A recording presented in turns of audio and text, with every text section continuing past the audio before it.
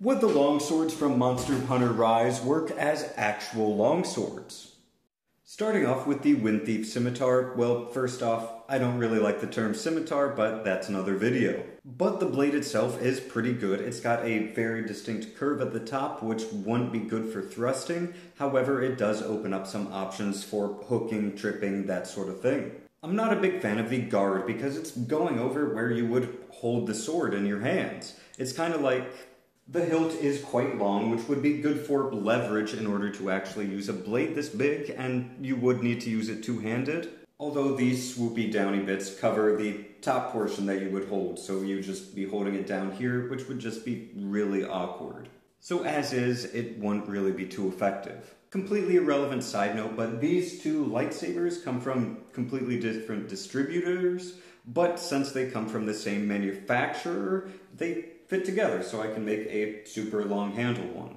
I can also make a double-bladed one from the parts from each. They don't light up on both sides, it's not as good as actually getting a connector, but it's nice being able to do it. The hidden saber, again, looks like it could be used two-handed quite well, and it even has a guard over the top of the hand, which would be pretty nice. It's kind of similar to something like a Swiss saber, or maybe even some Indian weapons that were kind of set up similar. As for the blade itself, it would be quite heavy if it were made of steel. However, judging from the pattern on it, it's made from some sort of organic material, probably from a monster. That being said, I'm not the biggest fan of the blades jutting out at an angle from the front. The top half or so of the blade is pretty open, which is where most of the cutting business would happen on an actual sword.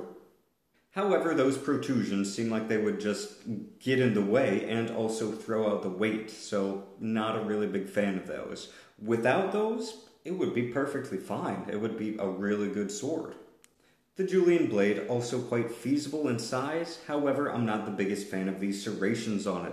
And I'm aware of the Demon Slayer context where, they would cause more damage or cause more suffering or whatever, but in my opinion, just having a solid blade and doing a deeper cut would do just as good a job at that. Normally, serrations aren't really too beneficial unless you're doing a sawing motion, which with swords, you're not doing too much.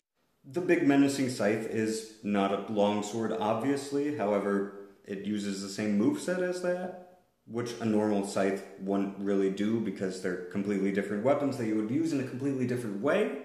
However, with this one, yeah, if it were steel, it'd be heavy, but these are made of bone, which are generally less dense than steel by quite a bit, so you could actually use a rather large bone-type weapon. And this one does seem to be reinforced with steel, judging from the bolts on there, so it would probably be pretty solid as a war pick. Not really the best against metal armor, but it would do the job.